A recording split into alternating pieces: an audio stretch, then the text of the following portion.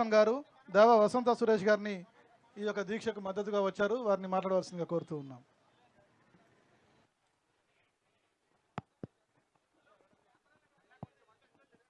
జై తెలంగాణ.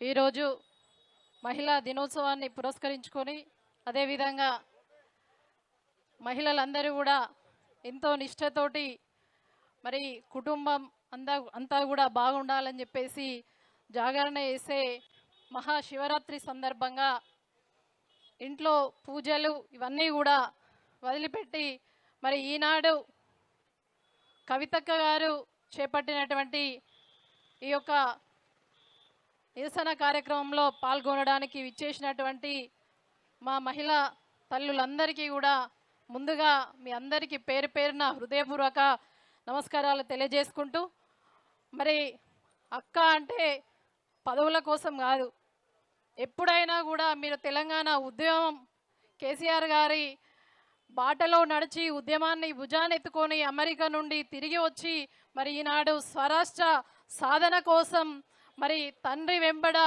ఆనాటి నుంచి ఉద్యమాన్ని పోరాడుతూ ఇప్పటి వరకు కూడా అలు పెరగని విరోచిత పోరాటాలు మన కవితక్క గారు అని చెప్పేసి చెప్పవచ్చు.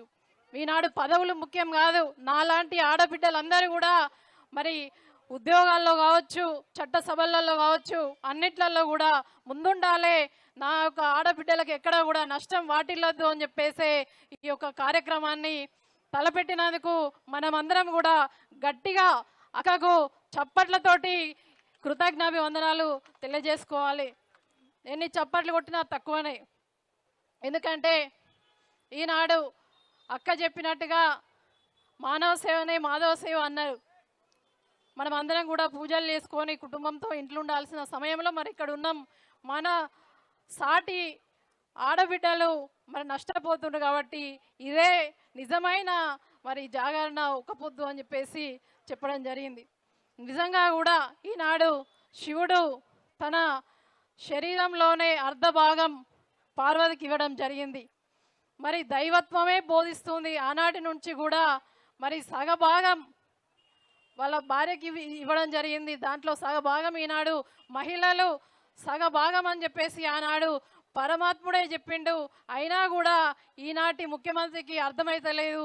మరి అది ఎంత విచిత్రం అని అంటే, గౌరవ ముఖ్యమంత్రి కేసీఆర్ గారు ఉన్నప్పుడు మరి మహిళల గురించి తెలిసిన ముఖ్యమంత్రి కాబట్టి, గర్భశోకం గురించి తెలిసిన ముఖ్యమంత్రి కాబట్టి ఈనాడు గర్భంలో సృష్టించేది మహిళ, ఆ స్త్రీని మరి చాలా గొప్పగా చూడాలనే ఒక కళతోటి తెలంగాణ రాష్ట్రాన్ని సాధించి ఈనాడు మహిళ అంటే ఎక్కడైనా కూడా మరి స్వేచ్ఛగా తిరగగలిగే విధంగా ఉద్యోగాలు కావచ్చు, ఏ రకంగా చూసుకున్నా, ఏ ఫీల్డ్లో చూసుకున్నా కూడా ఆ విధంగా స్వేచ్ఛను కలిగించి ఈనాడు మరి మహిళ ఎవరికి పురుషులకు తక్కువ కాకుండా అనేక అవకాశాలు ఇవ్వడంలో మరి కేసీఆర్ గారు సఫలీకృతం అయితే, ఈనాడు మన కేసీఆర్ గారు ఇచ్చిన మరి జాబులలో మరి ఇవ్వకుండా కూడా నేనే ఇచ్చిన అని చెప్పుకొని ఈరోజు నోటిఫికేషన్లు మనం ఇచ్చిన ఈరోజు ఫలితం మాత్రం రేవంత్ రెడ్డి గారు పొందుతున్నారు. మరి దాంట్లో ఈనాడు జీవో నెంబర్ 3ని రద్దు చేయాలి. తప్పకుండా రద్దు చేయకపోతే